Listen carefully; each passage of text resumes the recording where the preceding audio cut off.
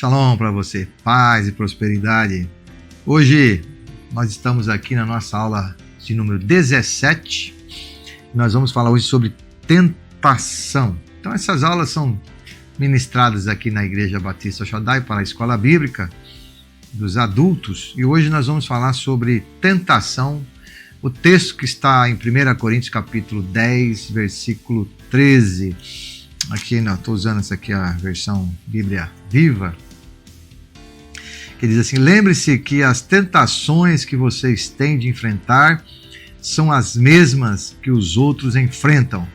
Nenhuma tentação é irresistível.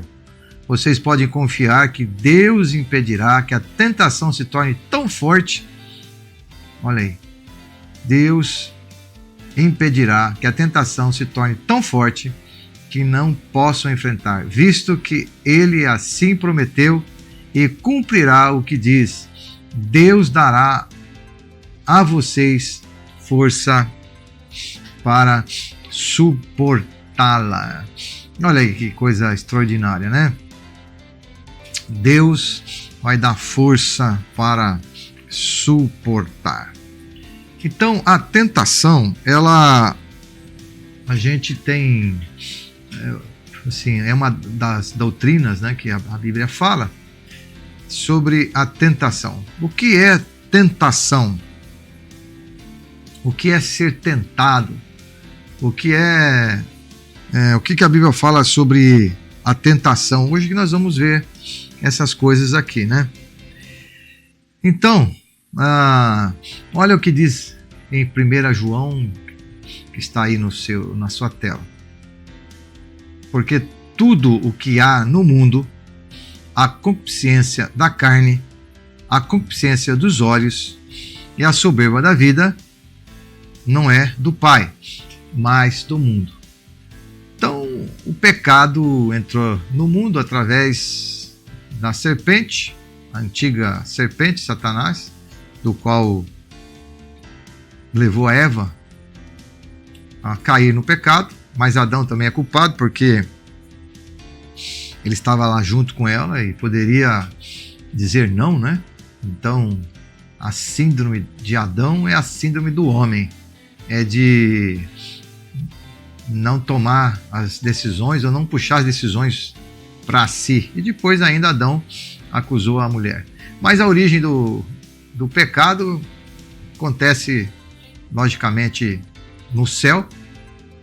E a gente vê por quê? Porque a queda de Lúcifer, né? Do diabo. E assim o homem peca e ele, nesse sistema do pecado,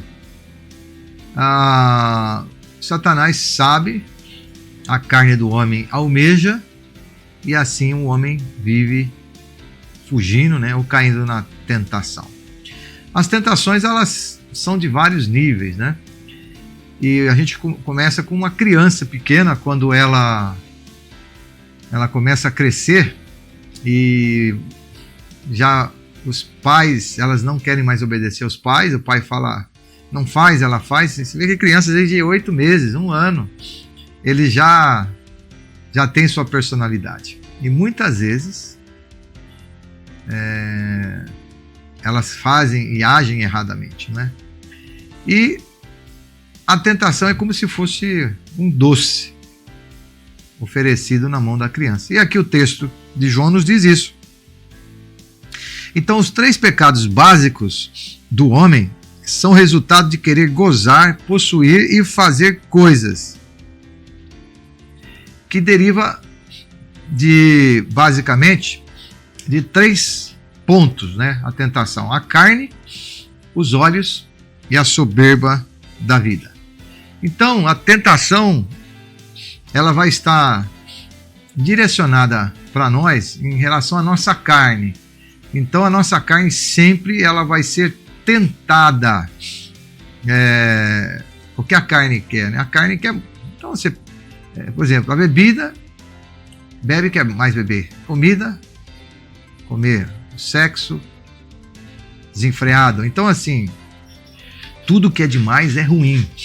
E a carne, ela deseja, às vezes, essas coisas E a gente não consegue, muitas vezes, as pessoas dizer não à carne, né? Então Paulo diz assim, eu crucifiquei minha carne. Então a tentação começa pela nossa própria carne, os nossos próprios desejos, né? A Bíblia chama de engodar os nossos desejos. É a mesma coisa, aquela ideia de Tiago, que está lá sobre a tentação.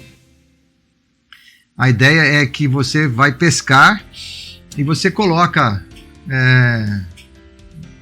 assim um saco cheio de pão, furadinho, e começa a sair aquele pão. E aí o peixe começa a vir querer comer aquele pão que está saindo pelos buraquinhos. Então ele é engodado, né? A ideia é essa.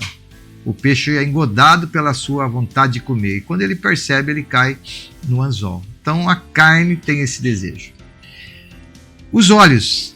Nós somos levados pelos olhos. Os nossos olhos, então, é que leva também as tentações. E a gente sabe que, principalmente pelos homens, o homem, né, que é testado pelos olhos, a sensualidade, né, que hoje se usa, seja, por exemplo, para vender um pneu de carro, usa-se a sensualidade, muitas vezes, na maioria das vezes, logicamente, feminina, e às vezes não tem nada a ver um pneu, né, mas se coloca ali uma mulher muito sensual, e para os homens, né, serem cobiçados, para comprar até uma determinada marca, pelos olhos. Então, muitas tentações na área humana, e principalmente dos homens, a parte é nos olhos.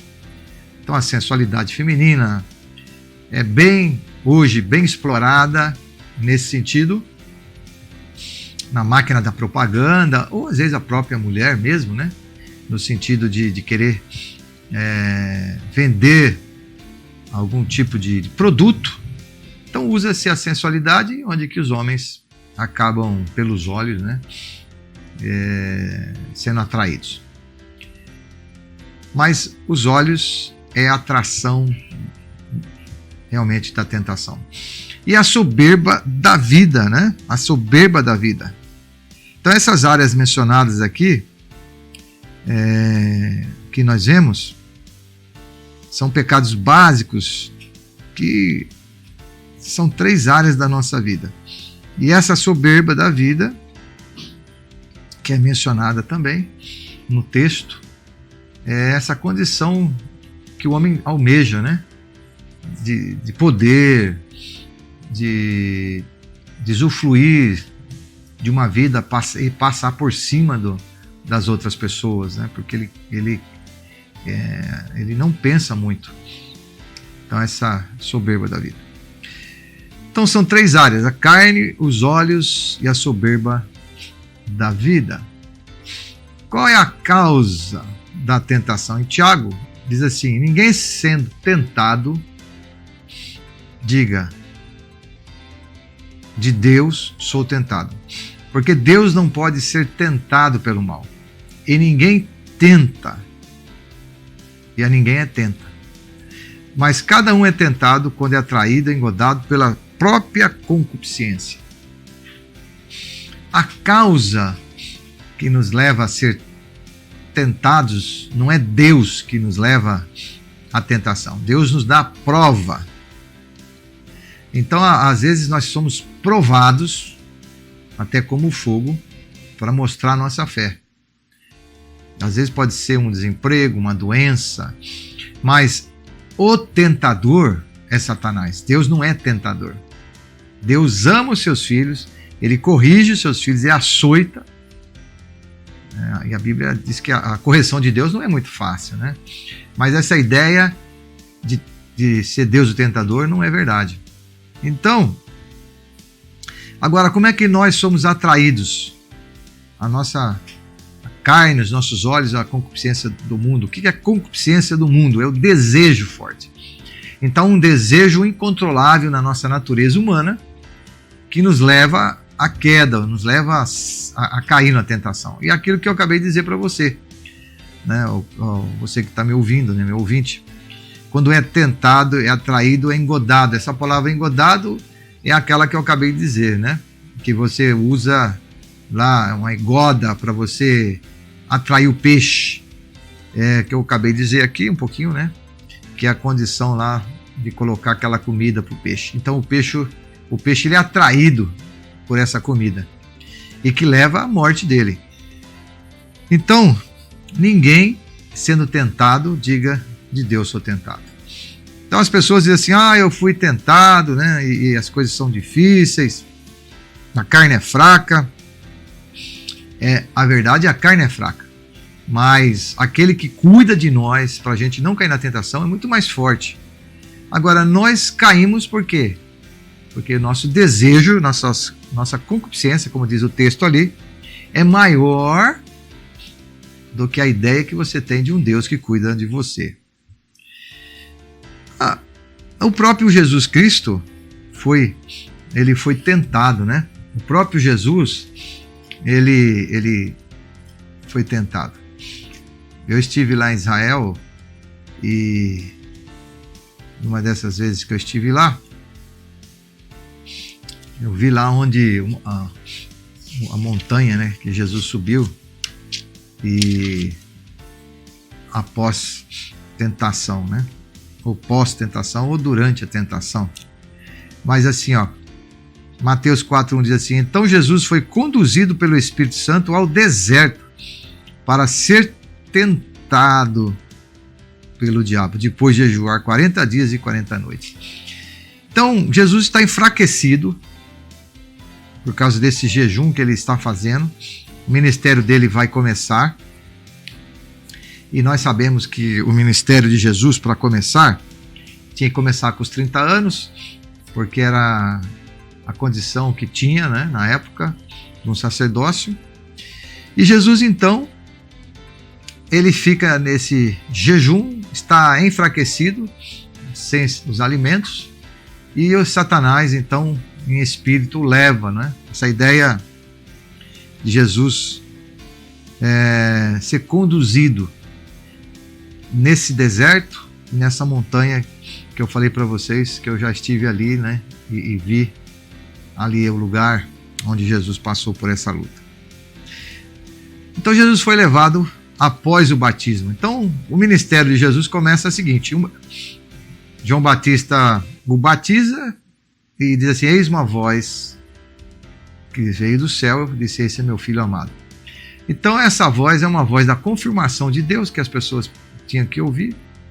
Jesus começa seu ministério, ele é batizado, também na questão de adulto, né? E outra situação é os seus 30 anos, e também a questão adulta de ministério. E Jesus, então, ele começa nesse momento o seu trabalho. E aí ele tem essa prova de Satanás. E essa prova que o diabo lança sobre ele. E ele usa a própria Bíblia, a própria palavra, né? A própria Torá da época, o Pentateuco. Ele usa o Salmo, quando o Satanás disse assim, olha, manda aí fazer pão aqui, seus anjos, sapinche aqui dessa montanha. E Jesus disse, olha, está escrito isso aí, mas lá na palavra também está escrito, não atentarás o teu Deus. Então Jesus se mostra Deus para Satanás e usa a palavra profética de Deus, olha que coisa extraordinária, para quebrar a tentação, ou acabar com aquela tentação. Então Jesus, ele é provado. Então muitas vezes, quando você começa um ministério, você tem alguma coisa que você almeja na igreja, o diabo vem e te lança para sorte sobre você, para você ser tentado. Você se lembra lá quando Jesus, ele disse para Pedro, Pedro, eu vou orar por você, eu roguei ao Pai por você, eu pedia ao Pai, Abba, Pai, né? Palavra Abba, para que Satanás, quando te cirandar, você ou a tua fé não venha desfalecer ou acabar. Qual que é a ideia? A ideia é que o trigo Você joga o trigo, chacoalha, joga para cima, o vento joga a palha e fica o trigo ali. Então essa ideia é a ideia que Satanás iria fazer isso com Pedro. Chacoalhar Pedro para um lado e para o outro, para a fé dele acabar. Então muitas vezes na sua vida e na minha vida o diabo ele faz isso, ele chacoalha você, ele te desanima, ele põe crise na tua vida, ele quer derrubar você. O tentador ele quer destruir o Filho de Deus. E acontece que aqui tem um impedimento, a oração. Jesus disse, eu vou rogar, vou pedir ao Pai. Então como é que a gente pode quebrar as tentações? Isso será na próxima aula, né? Através da oração. Mas Jesus então também foi provado e foi tentado. E isso nos deixando como exemplo. Olha outro problema da tentação. Às vezes o nosso trabalho pode ser inútil. Olha, portanto, não podendo eu também esperar mais, mandei-o saber da vossa fé, temendo que o tentador vos tentasse e o nosso trabalho viesse a ser inútil. Então, Paulo falando aqui à igreja de Tessalônica, ele está dizendo uma coisa, dizendo o seguinte, olha, eu estava temeroso que o meu trabalho ia se perder. Por quê? Porque o tentador, olha lá, o tentador vos tentasse e assim tudo aquilo que eu fiz se tornasse inútil. Ah, Deus, deve ser a minha oração e a sua também, né? Que o meu ministério, a minha igreja, a qual o Senhor me colocou, onde eu trabalho, onde eu vivo, aquilo que eu faço não se torne inútil pelo tentador. Deus, cuida do meu ministério. Deus, cuida da minha igreja. Sempre essa deve ser a sua oração. Então Paulo tinha essa preocupação. Tinha essa preocupação que o diabo ele poderia tornar inútil o trabalho dele, o trabalho de Paulo no reino de Deus. Que Deus nos ajude, não é? Você que está me ouvindo. Que as suas mãos, a minha mão, as nossas mãos, elas não se tornem inútil o nosso labor em relação àquilo que a gente faz na obra de Deus, as almas que a gente tenta alcançar, as pessoas que a gente chega nelas. Porque o tentador, ele é aquele que tira, não é? O desejo daquele que a semente foi lançada. O resultado da prova da fé. A tentação é uma prova da nossa fé. E diz assim, então essa tentação que tem um propósito, né? Diz, olha, meus irmãos, tende grande gozo quando caíres em várias tentações, sabendo que a prova da vossa fé opera a paciência. Olha aí, a prova da vossa fé opera a paciência. Então, muitas vezes a gente não... Quem quer ser tentado, né? Provado? Ninguém. Mas, no sentido, às vezes, quando houver algumas provações difíceis para você, tentação que o próprio Satanás talvez tenha colocado na sua vida, lembre-se que vai crescer em você se você vencer. Paciência, a tua fé vai fortalecer. Você lembra de Jesus, né? Jesus também foi provado, foi tentado. Então, todos nós. Você quer uma prova, uma provação gigantesca que nós temos, que está lá no livro de Jó? Ó, Jó, ele perdeu tudo que ele tinha na questão financeira. Ele perdeu as suas fazendas, perdeu os seus seu gado. Jó perdeu seus filhos. É difícil, hein? Família. Jó perdeu, numa certa situação, os seus amigos, porque os seus amigos vieram, ficaram ali 7 dias. Oh, Deus, Deus, Deus, Deus, né? De repente, seus amigos começam a questionar a Jó, né? A questionar por que Jó está passando. Jó perde a sua saúde, diz assim que com cacos de telha, de pedra, ele se coçava. Então, olha, e por último a sua mulher diz assim ainda, amaldiçoa Deus e morre. Então tem aqui uma prova global de um homem que foi tentado em todas as áreas. É um reflexo, né, daquele que... E agora Jó não tem nada a ver com isso. A Bíblia diz que o Satanás se apresentou lá diante de Deus, diante dos filhos de Deus, e diz, olha, tá vendo ali teu servo Jó? Mas interessante que a Bíblia diz que lá no final, em Jó 42, assim, Deus, assim, bem sei eu que tudo podes e nenhum dos teus pensamentos pode ser impedido.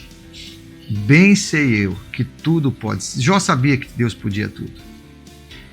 Mas no meio do redemoinho, interessante, né? No meio daquela tribulação toda, a Bíblia diz que Jó orou pelos seus amigos e tudo aquilo foi revertido e ele recebeu toda aquela bênção maior. Agora se pode dizer sim, foi difícil, mas esse homem, ele tinha algo extraordinário, que a gente tem esse livro até hoje, não é? Essa fé, esse compromisso com esse Deus. Então a fé e a tentação, o propósito da tentação, muitas vezes, né, é fazer com que nós possamos crescer na nossa condição. É um texto assim que diz assim, em que vós grandemente vos alegreis, ainda que agora importa, sendo necessário que estejais por um pouco contristados, infelizes, tristes, né, com as várias provações, com as várias tentações, para que a prova da vossa fé,